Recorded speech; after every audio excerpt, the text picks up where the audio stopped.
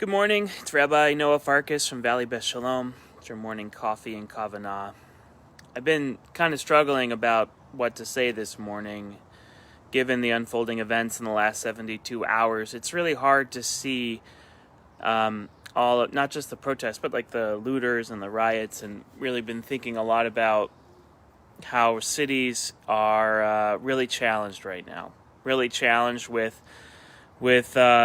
sort of figuring out what the right moral line is between civil protest and civil unrest, whether looting is good or bad. And I sort of came to a revelation last night, so to speak, and I think it's important to talk about it.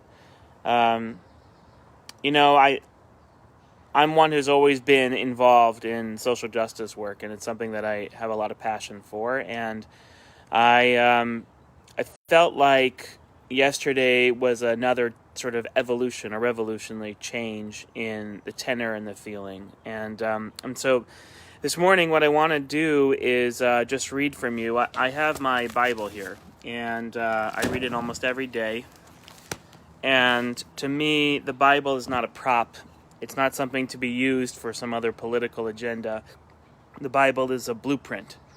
It is a way of living life. And it is a way of creating a holy life. And so I just want to read you a couple of verses from the Bible, from the Torah this morning, that I think tells us about what it means to be a human being, what it means to live in the covenant, and how to use the Bible for good in this world. It says, and I'll read it in the English, in the book of Exodus, "You shall not subvert the rights of your needy in their disputes. Keep far from a false charge. Do not bring death on those who are innocent and in the right, for I will not acquit the wrongdoer. Do not take bribes, for bribes blind the clear-sighted and upset the pleas of those who are in the right. You shall not oppress the stranger, for you know the feelings of the stranger, having yourselves been strangers in the land of Egypt." Here in the book of Exodus, just a few chapters after the Exodus itself happened, the very, very first thing that God says to the people is to not subvert the rights of people who are in distress. And it says you shouldn't oppress the stranger, because we know what it was like to be a stranger. Further on in the Bible, in the book of Deuteronomy, it says over and over again how to treat the poor. It says, "A hand mill or an upper millstone shall not be taken in pawn, for that would be taking someone's life in pawn." And then it goes on to say, "When you make a loan of any sort, you must not enter their house to seize his pledge.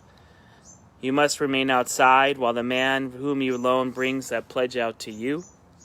And it goes on to say, finally, "You shall not abuse a needy or destitute laborer, whether a fellowman or countryman or a stranger in one of the communities of your land. You must pay them their wages on that same day before the sun sets, for he is needy and urgently depends on it, else he will cry to the Lord against you and will incur guilt. You shall not subvert the rights of the stranger, of the fatherless. You shall not take a widow's garment in pawn. Remember that you were a slave in Egypt, and that the Lord your God redeemed you from there. Therefore I do not enjoin you to observe this commandment." And it goes on and on and on. The Bible itself is not a prop to be used in front of a church for your own political agenda. The Bible is a book about oppression and liberation. It is a book that changes worlds, changes lives. And at the center of the book, in the Torah itself, it says many times, 36 times, that you shall not oppress the needy, the poor, the stranger, the fatherless, the widow. Each of these comments, each of these commandments in the book, in this holy book, teaches us that what the Bible's number one message is that the future is not supposed to look like the past. And each one of us who have ever felt oppressed in our lives, whether historically, physically, on our bodies, in our systems, that those pressures, those oppressions, should not be passed on to the next generation. Because we knew what it was like to be slaves, we have to break that pain of that, and that sorrow that we felt for the next generation. It's about breaking the chain of pain.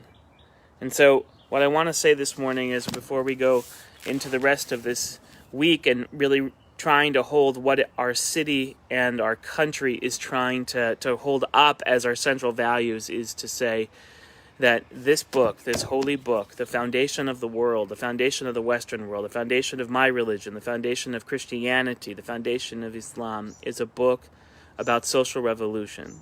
It's a book about creating a better world that takes at its heart the empathy, the love for the stranger, the widow, the poor.